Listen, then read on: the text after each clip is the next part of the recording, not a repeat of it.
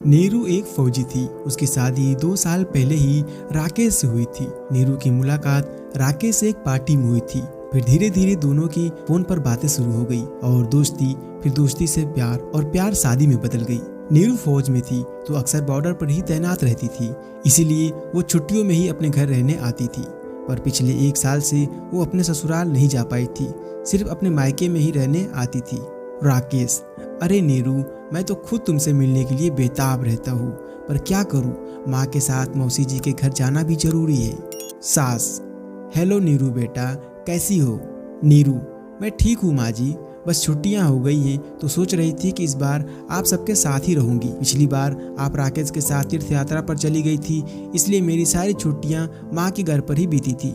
सास: क्या करे बेटा, सरिता दीदी का बहुत भारी एक्सीडेंट हो गया था, हमें कुछ दिन वहीं पर रहना होगा, उनका हमारे सिवा है ही कौन। तुम इस बार माँ के घर पर रह लो, फिर बीच में जब तुम दोबारा छुट्टियों में आओगी तब हम मिलकर कहीं घूमने चलेंगे। नीरू: मैं माँ के घर ही चली जाऊंगी। नीरू इस बार भी छुट्टियों में अपनी माँ के घर रहने जाती है। माँ: नीरू, पिछले 1 साल से तू अपने पति और सास से मिलने नहीं गई?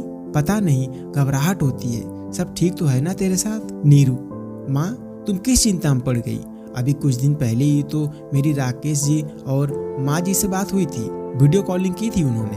वो मौसी जी के साथ हॉस्पिटल में थे, वहाँ नेटवर्क नहीं आते, इसलिए रोड पर आकर बात कर रहे थे। माँ: भगवान करे सब ठीक ही हो। नीरू: माँ, क्या बात है, रूपा आजकल दिखाई नहीं दे रही है, उसके घर के बाहर भी ताला लगा हुआ है। माँ: वही कह रहा था कि रूपा ने दिल्ली में किसी बड़े रईस से शादी कर ली है और उसके माता पिता भी यहाँ नहीं रहते, वो भी रूपा के साथ ही दिल्ली में रहते हैं। नीरू: अच्छा, रूपा ने शादी कर ली और मुझे बताया तक नहीं? चलो, हो सकता है जल्दी में शादी कर ली होगी, कोई नहीं, अच्छा है। नीरू: माँ, मैं सोच रही थी कि तुम और मैं बाजार चलते हैं, कुछ जरूरी सामान खरीद कर लाना है। नीरू अपनी माँ के साथ बाजार चली जाती है। बाजार में एक अपाहिज लड़की किसी पत्थर से ठोकर खाकर गिर जाती है और उसके हाथ से सामान की थैली गिर जाती है। नीरू: अरे संभल कर बहन, रुको, मैं तुम्हारा सामान उठाकर देती हूँ। अपाहिज लड़की: शुक्रिया बहन। नीरू: तुम्हारे पैर में तो चोट लगी है, आओ मैं तुम्हें घर तक छोड़ देती हूँ। माँ: नीरू, तू इस बच्ची को घर छोड़कर आ, मैं घर चली जाती हूँ। नीरू: ठीक है माँ। रास्ते में अपाहिज लड़की: आज के जमाने में इतने भले लोग कहाँ मिलते हैं जो किसी की मदद करें। नीरू: मैं एक फौजी हूँ, इसलिए मदद करना तो मेरा पहला धर्म है। अपाहिज लड़की: अच्छा, तो आप फौजी हो, आपका क्या नाम है? नीरू: मेरा नाम नीरू है, और तुम्हारा? अपाहिज लड़की: मेरा नाम रेखा है, मेरा घर आ गया, अब मैं आपको अपनी माँ से मिलवाती हूँ। रेखा नीरू को अपनी माँ से मिलवाती है, वो भी नीरू से मिलकर बहुत खुश होती है। तभी रेखा नीरू से कहती है, यहाँ रुको, मैं अपनी सगाई की एल्बम लेकर आती हूँ। रेखा अपनी सगाई की एल्बम लेकर आती है। रेखा: ये है मेरे पति अशोक जी और ये है मेरी सास। नीरू: राकेश, तुम्हारा होने वाला पति? ये कैसे हो सकता है? ये अशोक नहीं, मेरे पति राकेश हैं। रेखा: क्या? ये तुम क्या कह रही हो? नीरू: मैं सच कह रही हूँ, मेरा दिमाग कुछ काम नहीं कर रहा है, सब कुछ गड़बड़ है, मेरे ससुराल वाले मेरे साथ धोखा कर रहे हैं। मेरे होते हुए राकेश अशोक बनकर तुमसे दूसरी शादी कर रहा है। रेखा की माँ: बेटा, अब हम क्या करेंगे? अगले हफ्ते रेखा की शादी है। रेखा के पिता: मैं तो कहता हूँ उन माँ बेटों को पुलिस के हवाले कर दो, हमारी बेटी के साथ उन्होंने गलत किया है। नीरू: नहीं, हम राकेश और उसकी माँ को रंगे हाथ पकड़ेंगे, बस आपको मेरा साथ देना होगा। मैं नहीं चाहती कि मेरा घर बर्बाद हुआ है तो किसी और का भी हो। नीरू की आंखों में आंसू थे, पर वो एक फौजी थी, अपने दुखों को मन में दबाना जानती थी। नीरू अपनी आंखों से आंसू टपकने नहीं देती, उसे तो बस उन धोखेबाज माँ बेटे को पकड़ना था। शादी का मंडप सज चुका था। रेखा दुल्हन बनी अशोक और उसकी माँ का इंतजार कर रही थी। नीरू राकेश को फोन मिलाती है। नीरू: राकेश, कहाँ पर हो?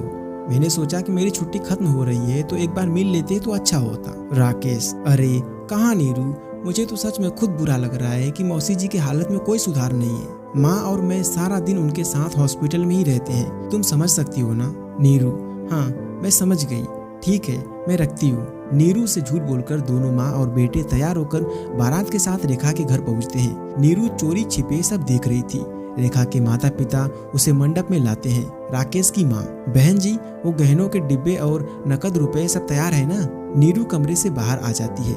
नीरू: कहने तो नहीं, हथकड़ी तुम सबके लिए तैयार है। राकेश की माँ, नीरू तुम यहाँ कैसे? नीरू, हाँ मैं। तुम दोनों मेरे पीठ पीछे पिछले 1 साल से झूठ का जाल बुन रहे हो। मेरे होते हुए भी तुम दोनों दूसरी शादी करने जा रहे हो। नीरू, 1 सेकंड रूपा, तुमने राकेश के बड़े भाई से कब शादी की? राकेश का तो कोई बड़ा भाई है ही नहीं। रूपा, नीरू, राकेश मेरे पति हैं, हमने 1 साल पहले ही शादी की है। नीरू, इतना बड़ा धोखा?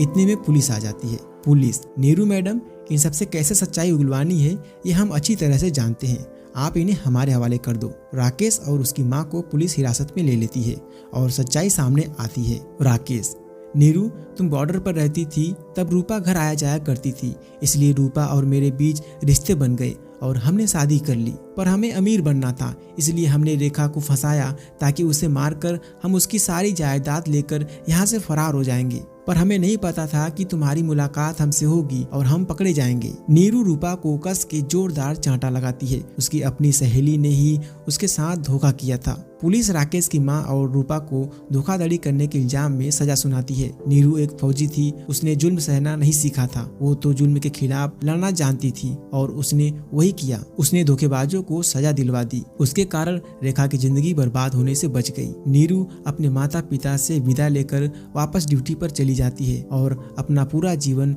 देश की सेवा में न्यौछावर कर देती है। दोस्तों, इस फौजी के लिए एक लाइक करके चैनल को सब्सक्राइब जरूर कर लेना। धन्यवाद।